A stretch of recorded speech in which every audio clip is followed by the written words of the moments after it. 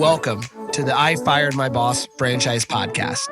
My name is Dan Claps, founder and CEO of Franchise Playbook, a franchisor platform where we create, own, and operate dynamic franchise brands in the mobile services space. And my life's goal is to help people just like you fire their boss and become a business owner.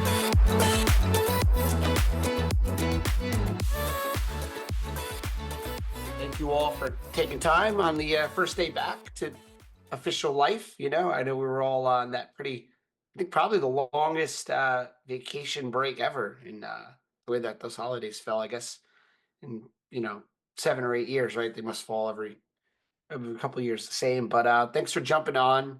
Thanks for registering. My name is Dan Claps, CEO of a franchise company called Voda Cleaning and Restoration. We're a national franchise chain. I've been in the franchise space 12 years, and I've helped people become a business owner, whether it's in franchising or starting their own company or buying a company, a Main Street business, like a resale of a business for 12 years now. So title of this webinar is Don't Start a Business or Buy a Business Until You Know This. And I'm going to be going over really elements that over my 12 years of experience and lots of mistakes, things that I've learned, really secrets that I've learned that you really want to be thinking about before you either buy a business, start a business, or maybe not. Maybe you realize that business ownership isn't for you. That's another thing that happens too. And so I'm going to really be going over these kind of industry or secrets that I've learned that you really should know about starting or buying a business, whether it's a franchise or a new existing business that you're buying a car wash on your main street, or maybe you want to start a tech business or some type of consulting company. Whenever you're starting a business, these are the things that I think are important to know before you get into it. And the other thing is, this isn't a pitch. I don't have anything to sell you. My goal in 2026 is to give more value. I found the more value I give, the more comes back to me in different ways, right? And so I try really hard to just teach everything I've learned, so you could leapfrog some of the mistakes that I've definitely made to help make it a little bit easier. It's definitely an easier way to go about business ownership than I have. And it's really about avoiding expensive mistakes, and it's really about avoiding getting caught up working these crazy hours. Whenever I hear someone say they want to be a business owner but they're afraid they're going to work like 100 hours a week, I've been a business owner, like I said, 12 years. The only time I've had to work these crazy hours were when I went down a path that I shouldn't have gone down, right? When I made a mistake or I tried to build a system the wrong way. And usually when I looked back, it was all the same mistakes over the years that showed up in different ways that would end up being expensive, or when I say expensive, whether monetarily expensive or time wise. And so how do you avoid those mistakes? And if you stay until the end, I have a resource that we're going to give out that's super helpful. And so if you stay until the end of this, which just goes until about 12 Eastern, then we have that resource that we'll provide to you as well. So start off, most people, they don't really fail in business. They fail in execution, and really they often fail by being in the wrong vehicle, right? At the end of the day, a business is just a vehicle to get you to a goal, right? So you have a positive goal, a positive thing you want to work toward, and then probably something negative you want to move away from, right? Maybe it's a boss that you don't like, or maybe there's limited upward mobility in your career, or maybe you're traveling more than you'd like to away from your kids' sporting events. Those are the negative things you want to move away from. And then there's a positive goal that you want to move toward, right? Maybe it's more money, more freedom, as I said, a beach house, I don't know, whatever your goal is. And so a lot of times people choose the wrong vehicle, meaning the wrong business. They work out, they like the gym, so they pick a gym, but they don't like maybe working on weekends. They don't like maybe opening a business super early in the morning. Maybe they don't like B2C sales. They like B2B sales, but they don't consider these things, and they get into a gym. Or they like the food at a restaurant and they say, I want to be in a restaurant. At the end of the day, a restaurant is not, owning a restaurant is not because you're eating the food all day, right? It's a vehicle to get you to a goal. A lot of times the vehicle that can get you to your goal is a lot different than the one you think it is. You know what I mean? Like the vehicle that you think is going to be what works for you is probably totally different than what actually may work for you if you know these principles. And so really, I don't think when it comes to owning a business, hard work, is the problem. it really comes down to business selection. You are going to work really, really hard at something that you're naturally not as adept in, or you could swim, downstream and work hard at something that you're good at. I'll give you a great example. So my career has always been in business. When I was a kid, I was an entrepreneur. I had the lemonade stand. I sold lacrosse balls to teammates. When I got to college, I started my first kind of side business, which is a staffing and recruiting business, and I did okay at it, but I didn't have any systems. I didn't have the right people, and I didn't really build an asset. And so in my early 20s, I looked to sell that business, and I found out that no one would pay me for it. I don't even think I could pay you for it to take it. Like it was a job no one wanted. And what I always tell people is I could teach you how to run a business because I could teach you how not to run a business. That business in college, they would have written a book called How Not to Run a Business 101, and it could have been about me. And so I started looking at what to do next in my early 20s. My dad actually said you should look at franchise opportunities. And so I started looking at opportunities, and I really wanted to be in the home services space. I found this home service franchise. I almost bought it, but maybe in my mind I almost bought it. I didn't have enough money, so I didn't almost buy it. I mentally almost bought it, and then it turned out in my 22 years old I didn't have enough access to capital, so I couldn't buy it. And so I started looking at what to do next. And I found a franchise called Murphy Business and Financial, which is a business brokerage franchise. And you help people buy and sell businesses on the main street. So I'd help someone sell a car wash or a Dunkin' Donuts or, a gym in New Jersey, mostly where I'm originally from. And uh, the only reason I joined that franchise was one, it was a lower investment, right? Why I joined that business. And two, I heard there was a business broker in Florida that was making, $1 million a year. And that's all I thought about. And I went into the franchise. I got, I did okay, but I was swimming upstream. And what I mean by that was, first of all, that business broker was in his 50s with a Rolodex of contacts because he was in something similar before being a business broker.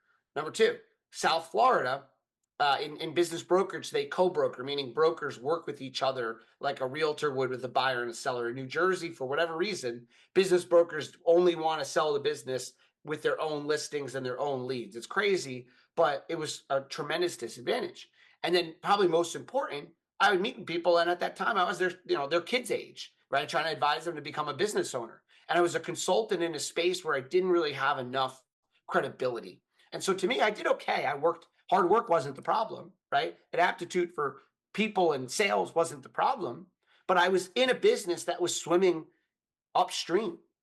And so in 2016, I ended up leaving that franchise, starting a lead generation company in the franchise space. And all of a sudden, being young was a positive. I was the young guy in technology and lead gen that my customer base, which they were typically a bit older, they were in their 50s or their 40s, they're like, hey, if anything, this kid knows, technology, he's savvy. And all of a sudden, my youth was a positive, right? Nothing wrong with positive, young or old, but why not leverage that within the business you're in? In my case, that was very helpful. Also, the fact that I had been a business broker now all of a sudden was credibility, allowing me with the customers I worked with, who they were similar. I was all of a sudden their peer, right? I've been there, I've done that, right? I've done the business you're in, and here I am now with this new product that I'm selling. So all of a sudden, my age was a positive. I had experience all of a sudden. I went from having a business that was local to a lead gen company that could work around the country, which opened up way more doors, opened up way more time freedom, allowed me to have a business that could run remote eventually. And the point was that my first business wasn't really business selection. That was wrong. It was just business execution. My second business, my execution was good as a business broker, but my selection was off. And then when I got into the lead generation business, the selection was right, the timing was right, the work ethic was right. Ultimately, that business sold to private equity in May of 2022. I took that cash to then go ahead and start my company now. And we can get into that, which is one of the first lessons I'm going to teach you.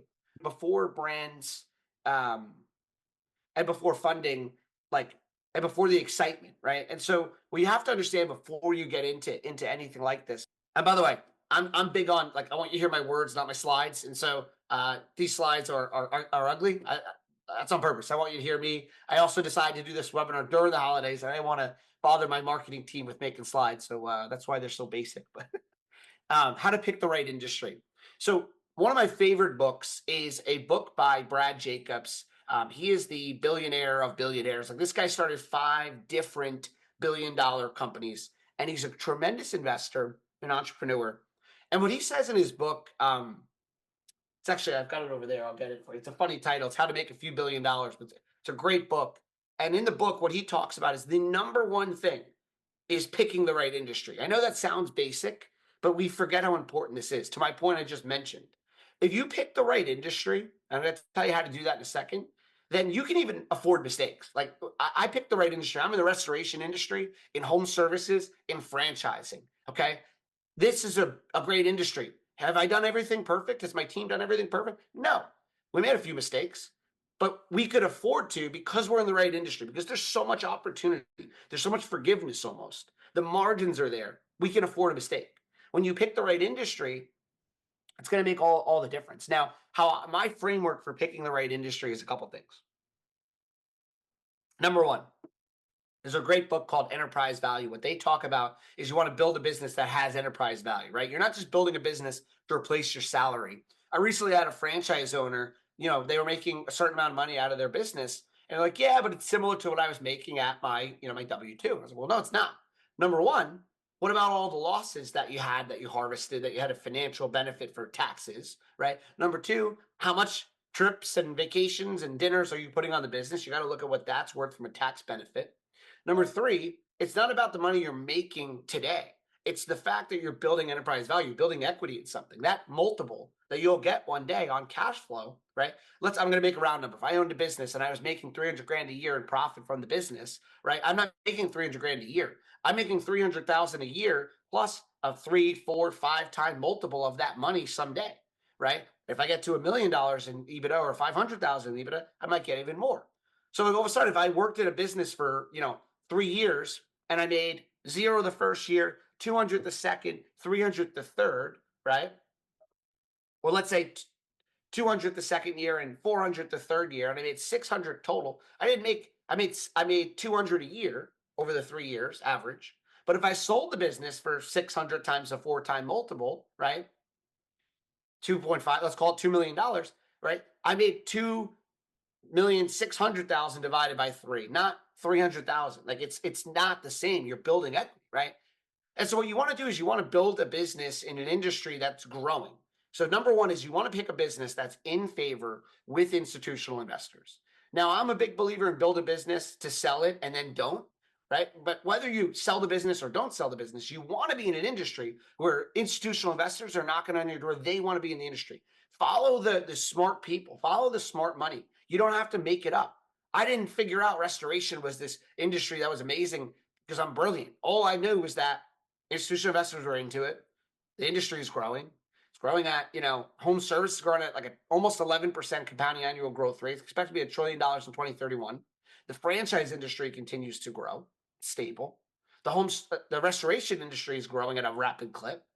And I knew that it was, very in favor with institutional investors. You want to be in an industry that's growing, not shrinking, right? If it's a race to the bottom, you're in a business where people used to charge this much, but then a competitor came out and undercut them, and then someone came down and even more so undercut them. Why would you want to be in that business? You're just racing to the bottom. Eventually, it's going to be nothing, right? You're commoditized. You want to be in an industry where it's growing, where there's the demand that's growing, right? I'm using a very crazy example, but like if I was in I don't know, data centers. Like I build fences for data centers. How about that? Like that's a crazy niche, right? Well, guess what? There's going to be more data centers and there's a need for more fences. The chance of someone saying, I'm going to come in and sell these fences for way less and that's how I'm going to win is probably not the case, right? You want to be in an industry where the revenues are growing, the demand is growing, institutional investors are in favor with the industry. And really, I've got a framework with its 5 filters that matter. So number one is how are you going to get customers, right? So I don't care what business idea you have. It could be the greatest idea ever. If you can't get customers, how do you possibly grow a business? The days of I'm going to make Facebook and then someday there'll be revenue, like those days are over. And that's also swinging for like the fences, like that, not even swinging for the fences. That's like striking lightning. That's a unicorn, right? That's one business. And I'm not saying you can't do it. But what I'm talking about is building a business that feeds my family, makes a lifestyle. I could sell the business, a normal business. Like I'm not saying to be Mark Zuckerberg or Elon Musk. How do I build a business that can just replace my income or, supplement it? And so when I meet with friends that all the time, they want to have lunch or dinner or coffee, they want to pitch a business on me, I always ask, that's great. How are you going to get customers? And if you don't have a way to get customers, you don't have a business, right? And so when you think about what business you're going to go in, is there a predictable way and sustainable, scalable, automated way that you can get customers, right? And so if it's home services, is there a lead generation play? If it's, a gym, is there a marketing campaign that's going to work? If it's a restaurant, are you positive that just that area, if you put it in the right space, you're gonna get customers? Is there an anchor like a Wegmans? When I first got into business, and there's a great saying, first time entrepreneurs, they think about how to make the greatest product. More seasoned entrepreneurs think about the distribution chain. Where can I get the best distribution chain? How am I going to get customers? And so there's many ways to get customers. Maybe you're getting into a franchise. They have a dialed in lead gen process, maybe. Maybe you have a partner, right? If I ever were to get a business partner again, there's three reasons I would get a business partner. Number one, they have capital that I need that I don't have. Number two, which I would put actually last, not because the capital goes away. Like it's there, and then the partnership, like that's usually as the value prop kind of diminishes. But capital. Number two would be an audience. This is a better one. If they have an audience that I don't have. So I partner with, Ruben. Ruben's got a 20 million follower, on Instagram, right? Let's pretend like, and he, they're those customers are people that want my service. Great partnership, right? Because he's got the audience and I've got the product. And then the third reason I would partner with someone would be they have a skill that's completely different than mine. I'm great at sales, they're great at ops. My business partner in Franchise Playbook and Voda, he's operations brilliance. His skills are the opposite of mine. Mine are the opposite of his. We work great together in that way. You never want to partner where you're both the same. But one of the ways to get customers might be you could find a partner that's going to have this database or, relationships or something like that. So how are you going to get customers? If you're looking at a franchise, how is the franchisor going to support you in doing that? If you're looking to start your own business, how are you going to get customers? If you're looking to buy a business, are the customers of that local business, going to all leave when, it's Joe's Plumbing and Joe's gone, right? Like, is there loyalty to Joe or is there loyalty to the business? And you want to look for that and make sure that those customers, you're going to also, not how you're going to get customers, but how are you going to retain those customers? Okay. Um, and remember, there's all kinds of different types of customers. There's existing customers, there's demand created customers, there's emergency versus discretionary spending, there's repeat versus one-time customers. Do you like B2B? Do you like B2C? These are all things to think about. Remember, I said earlier, a business is a vehicle. These are all parts of it. These are the elements of the vehicle. Do you want to drive a SUV or convertible? Do you want to drive, have a sunroof? Do you want to sell B2B? Do you want to sell B2C? Like these are all the elements I would think about. And to me, the best customers, the best businesses, they don't have to convince, right? So for me, I'm in restoration. I'm not convincing you if, Rod, you had water in your basement. I'm coming there. Like you need me, right? I don't have to convince anybody, right? The best businesses don't have to convince people to do the service. They show up when people already need them. Okay, so the second thing, so first is customers. The second would be, how do you get employees? How are you going to get employees to service those customers when you get them? So how are you going to get customers to serve it, employees to service those customers? I'll give you an example. I love the plumbing industry. It's a need not want business. It's recession resistant. It's great. The problem is it's a very skilled labor. So how am I going to get those plumbers? How am I going to get those, plumbers or master techs like over to my business? What's my strategy to get these employees? Or can I be in a business where, it's non-skilled labor and I can teach anyone with a good attitude, that's good with their hands, this form of work, right? Or, is there someone I could partner with that has, relationships with these types of employees? Is it a business where I can recruit from colleges or high school kids? And by the way, do I want to manage high school kids, right? Completely different. Or do I want to manage blue collar people? Or do I want to manage, people with a degree in a certain area where it's their career? This is something you'll come to learn. Every business is different. I remember my previous business, I had a call center. And toward the tail end of that, so I never, ever want to manage call center employees again. Never. Right. And that's natural. Right. And they were great. But at that time, my life was fine. Now I would never do that. Right. So what stage are you at right now? A lot of times people will be looking at, for example, home services or gyms, food, and their managers, their CEO, an executive, And I'll ask them in my 12 years doing this, well, do you like to manage people? You good at managing people? Yeah, I'm good at managing people. Okay, well, you're managing someone from Rutgers University with a degree that's serious about their career. How about the guy that didn't finish, even college or even high school and is working in your business and may not show up the next day? How do you feel about managing that? That's a completely different element. So to say I'm great at managing people, it's a completely different management style, managing someone with a college degree that's in their career, is making six figures, and managing a gym employee, right? And so it's like, which of those do you want to do you want to do? So you think about skilled labor versus trainable labor. I like to manage people where this is their career. Okay, so I'll give you an example. Water restoration people in my business. A lot of times they're all kind of the similar profile, which is maybe they didn't have a serious, high school or college, direction. Maybe they were a little bit lost, but in their mid 20s, they found water restoration and, the restoration industry, and it became their career. And I find most people in the restoration industry, like this is their career. They're very serious about it. I like working with people that, they're serious about their career. They don't have to have been serious their whole life. Not everyone was on a straight and narrow path. That's fine, right? But I like people, especially I really like managing people whose life was not as good, and we can change it for them. We can make it better, right? And so it's like that's what I like. You may not like that. You may like a different type of management of people. So number one is how you're going to get customers. If you're looking at franchises, how are you going to get customers, and how's the franchisor going to help you in doing that? Number two is how you're going to get employees to service those customers. Number three Number three is how are you going to stand out to the consumer? What's the unique selling proposition? There's already going to be, that bagel store or IV drip business or painting company in your market, right? Chances are. So why is the customer going to choose you? What is your unique selling proposition that's going to stand out to the consumer? It doesn't have to be that there's no one else in your business. I hear it all the time. Well, there's a lot of people in my market. That's fine. There's a lot of businesses in my market. That's fine, especially in a big industry. Do you guys eat pizza? How many pizza places are in your town? Probably a lot. It's a $25 billion space. You need a lot of pizza places, right? There's nothing wrong with competition being in your market. Another thing I'll tell you, if you're looking at franchises, this is my favorite thing to teach people. They'll say, well, I'm looking at, blow dry bars, right? And I noticed there's only two in my town. Well, you don't know that. There could be someone that bought a blow dry franchise in the town over in a different brand, and they're on a development schedule, meaning they're opening there and then they're going to open here. And you have no idea about that signed territory that is coming, right? So you may not have any competition today, but you may have it a year from now. Guess what? You'll never be able to get rid of that concept.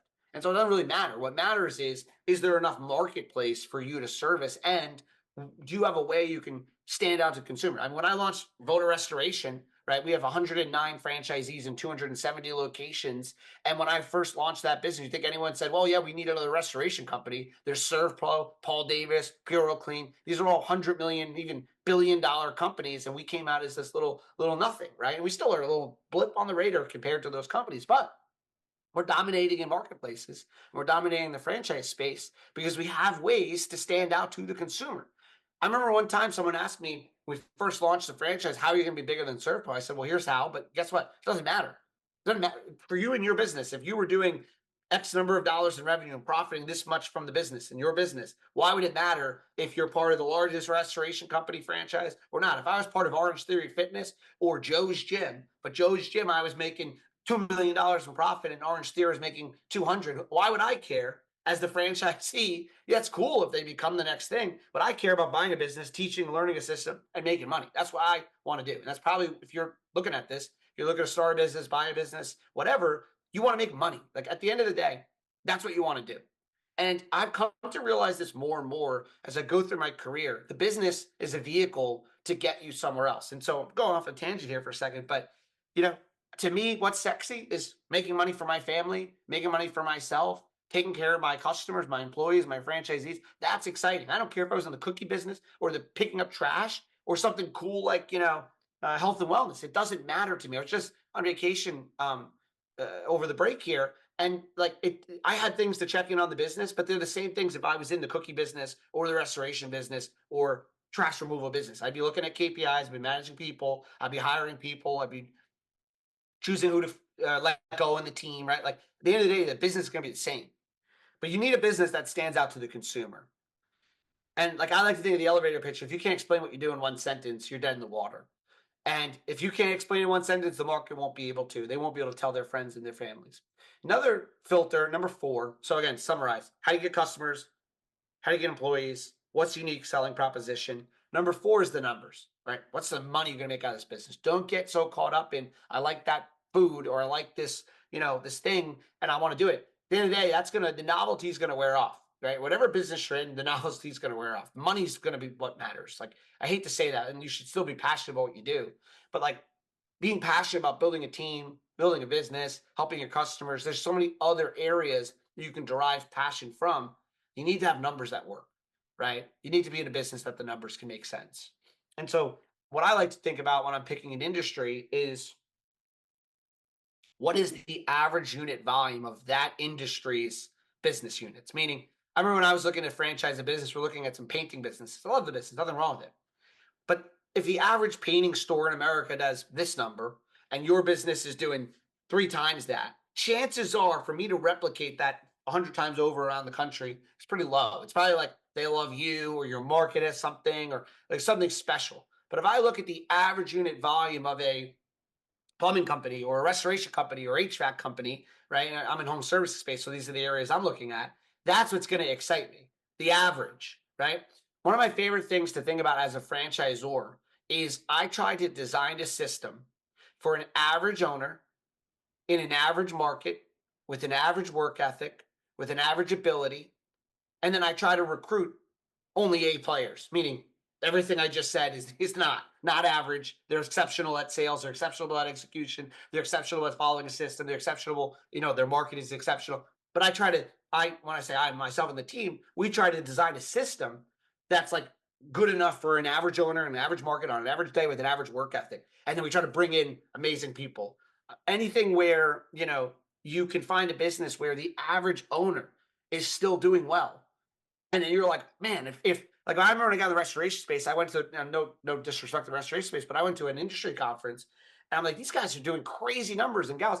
They don't even have college degrees, some of them. It's amazing. Like, and people will tell you in our space, like it's an easy business. It's not simple, but um sorry, it's hard. It's a simple business, it's not easy, but it's simple. If I was looking at gyms, and I was looking at, um, I don't know, stretching versus, Pilates versus, something else. I'm going to look at the average ticket. What are the unit economics of those businesses? If I looked at an Orange Theory and a Burn Boot Camp and a Barry's Boot Camp, I know that's not a franchise, but what is the average of all those boutique fitness businesses? And that's going to give me an idea of the numbers I can do.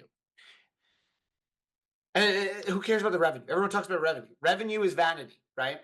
Revenue is vanity. Profit is sanity. Meaning, what is the cash flow? Is the oxygen of the business? How much money is that business actually making in profit? And I'll teach you a little trick on profit or EBITDA. I've been running business a long time. People try to tell me different things. I say to my CFO all the time, how much money went in the bank account and how much went out of the bank account? What was our beginning balance and our ending balance? That was the profit. Like, I don't care about EBITDA and all this, like how much money went in and how much went out. That is my simple math of how do I figure out if a business is profitable. Right? The industry you want to be in is you want to be in something where there's a cash flow element to it and that there's cash, cash flow is oxygen. And then finally, the day in the life of the owner. I think this is one of the most important ones. If I wanted to be in the child enrichment space, and the day of the life of the owner was all day long being with children all day, that's not going to fit me. I would not enjoy that, right? I like being around kids, not all day, right? So I wouldn't want to be in that business. I like to network. If you told me this business, all we want you to do is network, that's what I like to do. Other people are really great at ops. If the business needs you to be out there being a mayor of the town and networking and you like to just do ops, you probably don't want to be in that business. Like, this is probably the most important question to ask is, what's the day in the life of an owner? And is that something I enjoy? Is that something I'm good at? Is that something I want to be doing every single day? Because remember, the excitement of the business, the novelty of the business is going to wear off. And so when all of that excitement dies down, right? I say here, revenue is exciting. The other day, when all of that dies down, what is it actually day to day, 2 years, 3 years, 5 years down the road that I'm going to be doing? Does that match what, I'm looking to do? Most people don't hate, business ownership. They hate all the negative things that come in line. Like, I don't know anyone that says, well, I hate owning a business. I hate building equity. I hate that. No, they hate all the things that come in between. they hate the life that it creates or can create. And if you have all these five things, it's going to be a lot better of a business. And if an industry fails these filters, nothing else really matters. Okay, so that. All of that was number one, right? So to summarize that, if there's anything you can understand, it's picking the right industry. You pick the right industry by understanding, is that industry in favor with institutional investors? Is it an industry that's growing? Is it an industry where that I can get customers? An industry where I can get employees, retain employees? An industry where I can create a unique selling proposition in the marketplace? Is it an industry where the numbers make sense for my lifestyle? And is it an industry where the day in the life of an owner is something I want to be doing and that I'm going to be good at? So number two, okay, it's one of my favorite topics. So I recently put out a video on social media, and it was like the hook of it was make money by losing money. And it's so interesting because I think people lose sight of this when they buy or they start a business. And I always have to put a disclaimer that I'm not a CPA. You have to get your own accounting advice. But what people don't realize, I actually just recently was telling this to our CFO about SBA loans. Uh, you know, People a lot of times say, "Well, I don't want to take an SBA loan because I don't want to have a personal guarantee." And by the way, what is? Let me back up. An SBA loan is a small business administration loan. They're government-backed loans that the bank is giving you a business loan that's backed by the government for the bank's purposes. So, meaning, God forbid, you don't pay it. The bank has some coverage from the government. Small business administration loans, and what's amazing about it is they usually do require a personal guarantee. Which, by the way, everyone thinks like, oh, I'm going to be, this build this giant company, and if it doesn't work out and go bankrupt, like that's not really a reality. When you take a loan, usually that loan, especially in small business, is still tied to you, like as an individual. And so what happens is when you take an SBA loan, um, and let's say you have to collateralize your home, you put a personal guarantee in your home or a truck or an asset of some sort, you're now exposed on the loan. Now that sounds really negative, but here's what happens. Let's say you were going to buy a business for $500,000, and maybe you were able to take a loan at $400,000 SBA loan. I'm making numbers up here, but you put 100 grand down of your own money, and the rest was a loan, 400,000 SBA capital injection. Total project cost is 500,000, and usually you put less than that's 20% down. You usually put less, but let's assume it's that.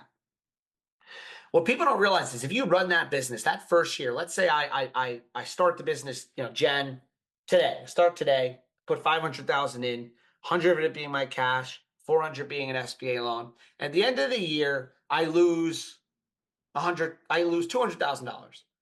Okay, because I'm building a business. I got a truck. I wrote off the truck using a bonus depreciation.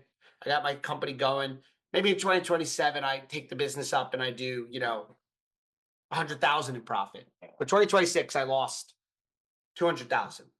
You have to remember, you lost 100 of your own money, in theory, but you really lost the bank's money. You lost 200,000 of bank's money. You got money from the bank. You only put 100 grand down, right? Your cash investment in the business is 100. After that first year, you have a $200,000 loss. When you have a profit that next year of $100,000, you have basis in the company. You have that $100,000 you had put in. And then what people don't realize is the SBA loan that you personally guaranteed is also basis. So you actually have about $500,000 in basis in the company. So when you lost that 200,000 the first year, that gets recorded as what's called an NOL, net operating loss. So let's say that next year in 2027, you do 100,000 in profit. Well, you have an NOL of $200,000, which is applied 80% of the 100,000. So of the $100,000 you got in profit, 80% of it can't get taxed. Only 20% can. And now you've got still another $120,000 in NOL to use in the future. Let me give you a better example. Let's say I bought a business 100,000 down, 500,000 total, 400,000 loan, and I lost $500,000 let's say I lost 300,000 my first year, 200,000 my second year. I lost $500,000 in the first 2 years of the bank's money. Now, this is a larger example. Most of you are not going to want to do that if you're your first business, but let's assume you're further along. What happens is you had $500,000 loss. That third year, let's say you made 200,000, and the fourth year 300,000. All of those years, you do not have taxes. Mostly, you have an NOL that credits against it. Now you've built an asset for 5 years before you ever saw a tax bill. And remember, now that business is worth something. Your investment was not $500,000. Your cash investment was $100,000. Now your business is worth whatever it's worth. Where do you get that kind of return? The business ownership is one of the best returns you can get.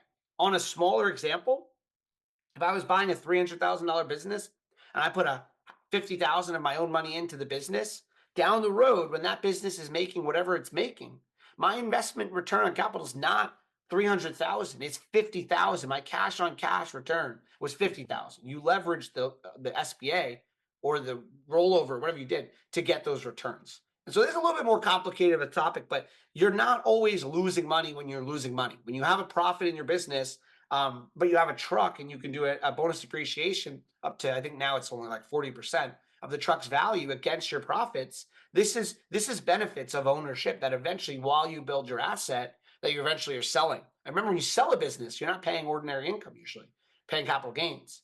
And so there's just, it's in my opinion, hardest thing you could do, riskiest thing you could do, starting a business. Best return you can get, by far, I don't know a better one, is starting a business that succeeds, of course. Especially if you can learn these ways of leveraging SBA loans, any type of funding vehicle, and really any type of tax advantage.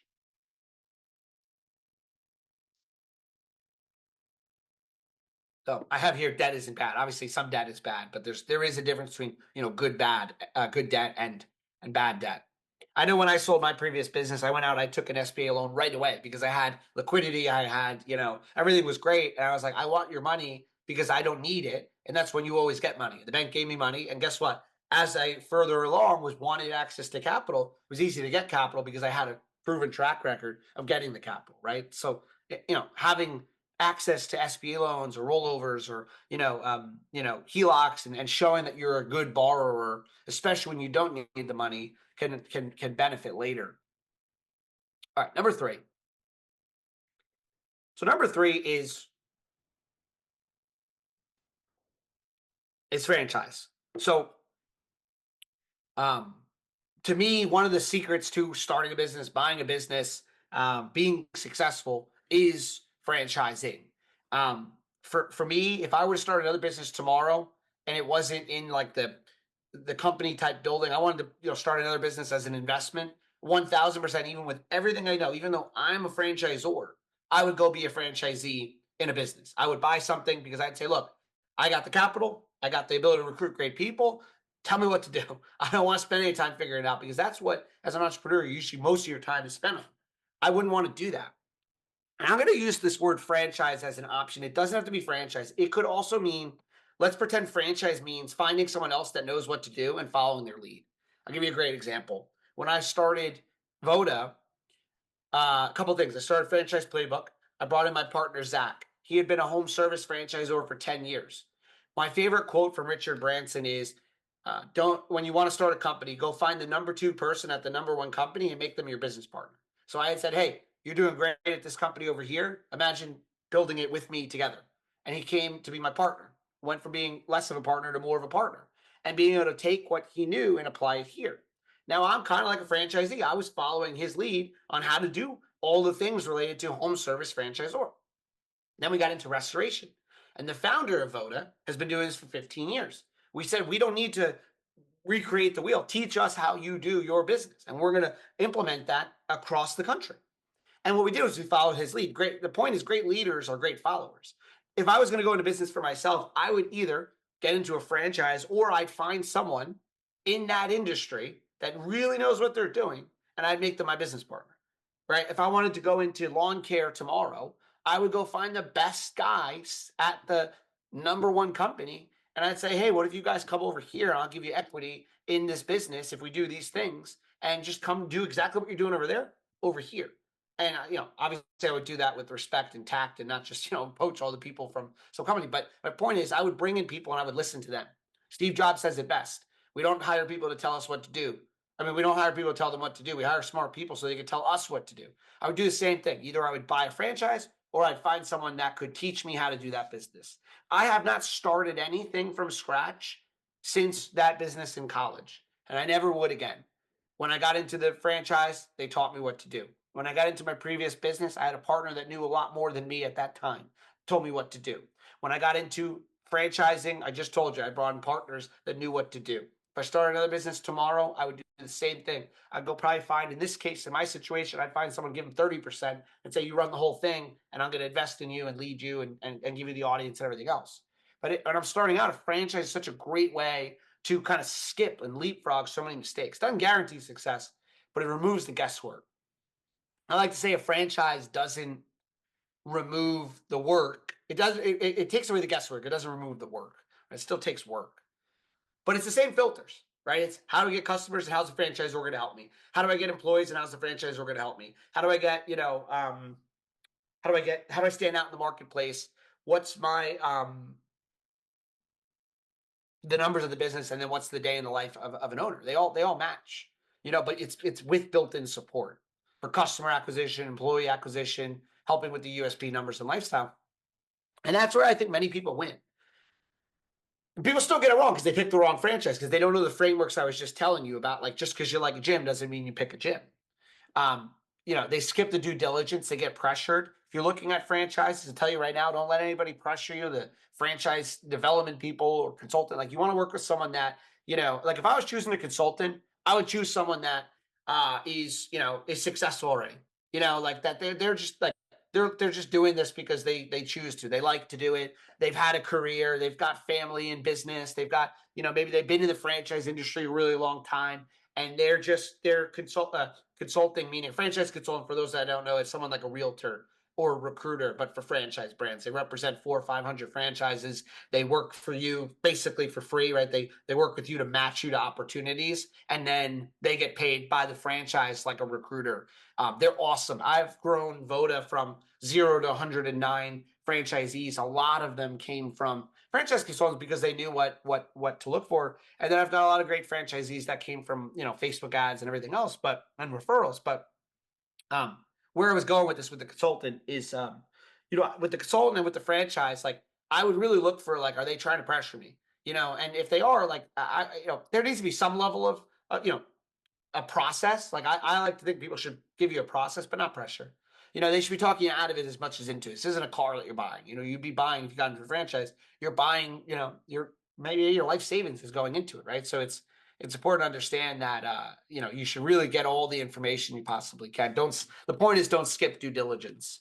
The FDD matters. So if you're again, franchise, this is about just business ownership in general, but as far as a franchise, FDD is your franchise disclosure document. It's got all the information about the franchise, what they're expected to do legally, and what you're expected to do, and kind of the match there. And so, really important that you look at the FDD, the item 19, which is the financials of the business, meaning that the franchisor will give you an item 19 that has their, like, average unit volume and their net profits and stuff. Be careful with that. A lot of times a brand will say, this is our average. When we sold 100 people a franchise and this is our average, those 100 people, if they haven't been open for a period of time, their numbers are not in there. Okay. And so when someone says our average, to me, an average is like 100 people divided by the numbers, right? The numbers divided by the people. This is just the way the industry does it. And so what I would say is, okay, that's great that your item 19 is this, but I want to talk to franchisees, right? What are they seeing? I'll give you an example. At Voda, our business, the first year we had 1.7 million in sales with a 23% profit. The second year at the corporate location, we went from 1.7 to 2.4 and 22% profit to 27% profit. The following year, we did 2.7 million at the 22% profit, but that's our flagship business. What you care about is, that's great for where you can go eventually. That took us time, right? What can I do as an owner? Like, for example, in our business, many owners, the average, first 50%, top 50% are 687,000 the first year. top 20% at 800,000 and top producers at 1 million. That's in the under 19 with many franchisees. But still, it's not all the franchisees because some of my franchisees opened last year. And only when they're open for a full year do you get the full picture. And so I'm telling you something no one else would tell you, which is make sure you look at that. As this slide says here, it isn't everything. Get on validation calls, meaning talk to franchise owners and say, realistically, what do you think you're going to do in revenue? What do you think you're doing in profit? Year 2, year 3, year 5. They could tell you everything.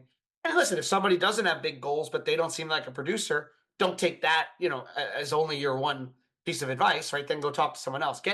My point is glean as much information as you can to then make an informed decision. That's what I'm saying. Validation is really where the truth lives, or somewhere in between the item 19 and the validation is where the truth lives, right? The saying is somewhere in the truth is 2 stories, or whatever the saying is. Talk to owners, not just salespeople. And so the real question is, if you're looking at a franchise, how do you find that without getting sold? And I think that it's doing your research. I think it's talking to a good franchise development person. We do offer free consulting. I have people that I don't do it, but I have people we work with because what we found is we do have a lot of people that come to us we run Facebook ads, Google ads, or things like that. And sometimes Voda is not for them. And my mission is to help people get into business for themselves, not by themselves, to empower entrepreneurs to think bigger. If Voda is not for you, then I can help you find someone that can help you, find something. But if you're interested in Voda, if you're in on this call because you're in the Voda process, the one thing I'll share with you is this is the mentality we have with everything we do, which is to overeducate. I'd rather tell you everything I can about business ownership, franchise. I don't have any secrets, is my point. Recently, we had a regional training where I had franchisees come and train, and we had a potential acquisition that we're looking at in a different industry. And I said, you guys should come to the training. Someone on my team said, why are we teaching them all of our proprietary systems? My answer is, I don't care. Like, if they go and they take it and they do it, great. First of all, execution is 90% of the battle. Second of all, if we're not a fit, but they learn something from us, great. If we are a fit, they're going to realize if this is what I'm learning for free, imagine what I would learn as a business partner or as a franchise owner or as a customer. I take the same approach if I was in the fitness space. I was selling gym memberships.